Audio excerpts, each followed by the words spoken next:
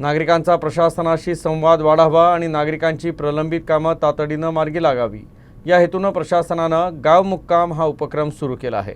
या अंतर्गत जिल्हाधिकाऱ्यांसह प्रशासनाच्या अधिकाऱ्यांनी गावात मुक्काम करत नागरिकांशी संवाद साधला।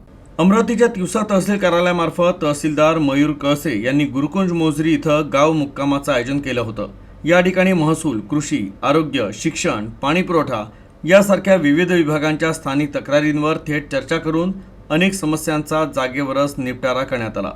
यावेळी जिल्हाधिकारी आशिष येरेकर यांनी स्वतः उपस्थित राहून नागरिकांच्या समस्यांना उत्तरं देत अनेक प्रकरणांचा जागेवरच निपटारा केला।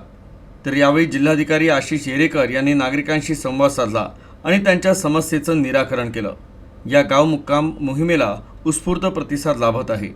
दिवसभर गावात प्रशासनाचे अधिकारी आणि कर्मचारी तळ ठोकून होते आणि रात्री गावकऱ्यांशी संवाद साधण्यात आला। आज मी धान्य खरेदी संस्था व आमचं जे गोडाऊन आहे या दोन्हीला भेट दिली।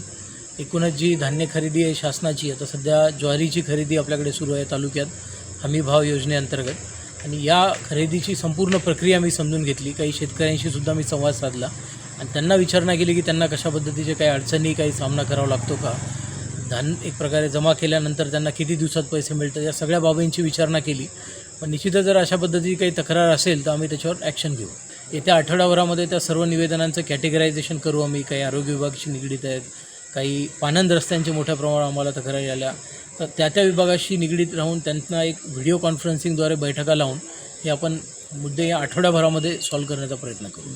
आता दर गुरुवारी आम्ही सर्व जिल्ह्यातले आम्ही अधिकारी आहे ते दर गुरुवारी आम्ही दौरे करत असतो आणि इथून पुढच्या काळात महिन्यात कमीत कमी 2 गाव मुक्काम आम्ही करण्याचा प्रयत्न करू। आमचे दौरे तर चालू राहतीलच, पण दौऱ्याच्या अलावा गाव मुक्कामसुद्धा आम्ही करण्याचा पूर्ण प्रयत्न करणार आहे।